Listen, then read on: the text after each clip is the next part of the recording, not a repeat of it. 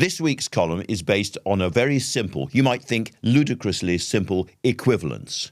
We began the week absolutely terrified about what might happen if Russia broke up and the nuclear threat and all of that. And it struck me, we don't really know very much about this, and there's very little in the short term we can do anyway.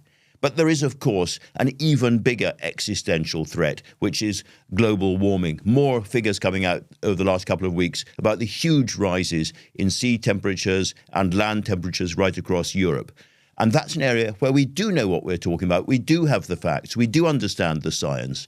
And we do, broadly speaking, know what needs to be done.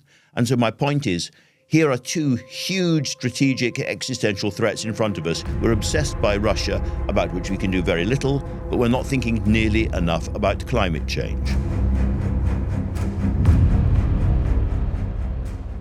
I suppose, as so often happens, I was really provoked into this theme by my physical condition, because I'm from Scotland. I don't do well in really hot or muggy weather. And London was getting hotter and hotter, and I could feel my brain beginning to melt. And so I was looking at the stats from the World Meteorological Organization, and they're terrifying. They were pointing out that last summer was the hottest on record right across Europe. We had a temperature, astonishingly, of 40 degrees in London, and already in June, we're heading towards the same sort of temperatures, the same kind of conditions. And so that's what really got me going. But since I have written the column and it's been published, we've had more information. We've had, above all, the government's own Climate Change Commission, headed by Lord Deben, formerly John Selwyn Gummer, which says that Britain, having been, in some sense, a putative world leader in the rush towards net zero at the time of the Glasgow COP26 in 2020, is now falling way behind. That our insistence on new oil and gas contracts in the North Sea, the reopening of that coal mine in Cumbria, the failure to get the wind power properly connected to the grid, all those kinds of things are pushing Britain into a position where we can no longer say to other countries, stop using fossil fuels, stop going into oil, stop going into gas, stop building coal-fired power stations. We can't do that because we're doing so little ourselves. The failure to act decisively over the past year means that the UK has lost the clear global leadership it once held. I think that's a really, really serious moment for the country.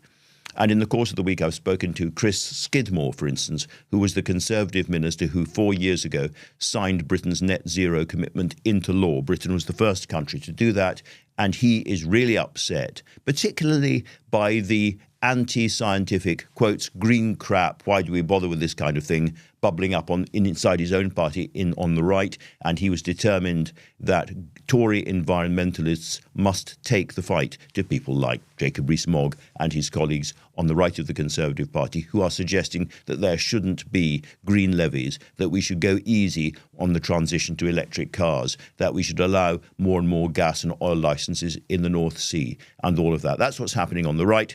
And I've also been talking to Ed Miliband because, of course, Labour is welching, or at least delaying, its huge promise last year to spend £28 billion every year on the green energy transition. Rachel Reeves, the Shadow Chancellor, with her eye on fiscal discipline and iron control over the finances, has suggested that this will be put off now until the middle of next Parliament. Now, frankly, I thought that this might be a case where Ed Miliband would be so angry, so outraged that he'd walk out of the shadow cabinet. But far from it. He's told me that he accepts that you can't spend £28 billion efficiently or wisely in the first year of the Labour government anyway, and that therefore some graduated approach to this promise is sensible. We're not doing £28 billion from year one. We're confident we can make the public investment necessary to reach our 2030 clean power plan. Looking at Labour's enthusiasm for ending all North Sea oil and gas licenses, even if they're going to accept the ones that are already signed under the Conservatives, that seems to me to be a serious and responsible approach to it. I like the idea that Labour is determined, in particular, to tear up planning rules so that our wind farms are connected properly to the national grid. I'd like to make a little bit of wind about wind farms, because I'm not sure that people understand that wind farms are already the number 2 source of electricity in the UK.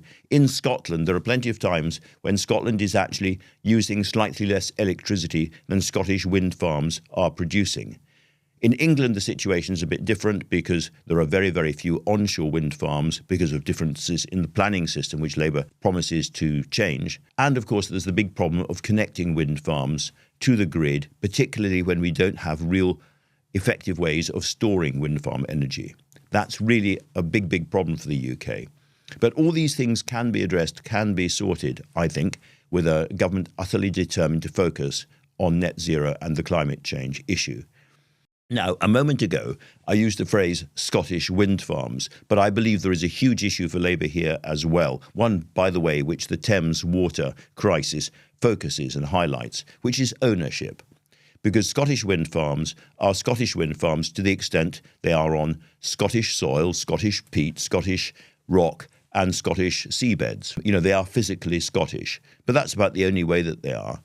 There are some community wind farms, but most of them are owned. They were built with technology and are owned by companies from Norway, Sweden, Abu Dhabi, China, Lithuania, all around the world. They're anything but Scottish, and indeed Scottish Power itself is a wholly owned subsidiary of a Spanish company.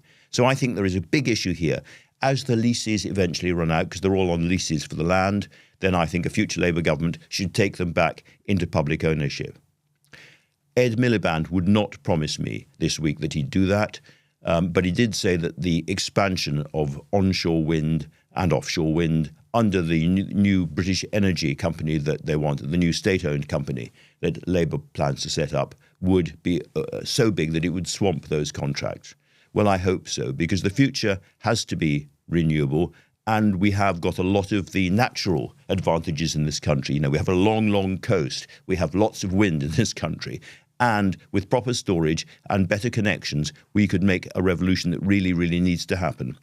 I suppose in the end, what I am pleading for is the same kind of expectation of a cold, hard, science-based, realistic approach to climate change that we assume on the economy. Politicians are praised for fiscal restraint, fiscal discipline, for a stony realism. But when it comes to climate, where actually we need that stony realism, and there's nothing airy-fairy about any of this, we let them get away with it. And so I think it's very, very important that people, particularly on the centre-left, give the maximum support to the climate change-focused politicians at the top of the Labour Party. And yes, I am thinking about Ed Miliband in particular here, and ensure that the next reforming Labour government is focused with steely, cold-hearted determination on the big existential threat we understand and about which we can do something. Well, thank you very much indeed for watching and listening to this. We at the New Statesman really value your comments and your input. So if you've got something to say about that strange, red-faced, big-eared, jug-eared old maniac you've been listening to, go to the comments below. If you like what you're hearing, please press the like button, and above all, please subscribe. Brought to you by Canaccord Genuity Wealth Management. Experienced wealth managers who go above and beyond to guide and support you. Can do is more than just an attitude. Can do is navigating today for a brighter tomorrow.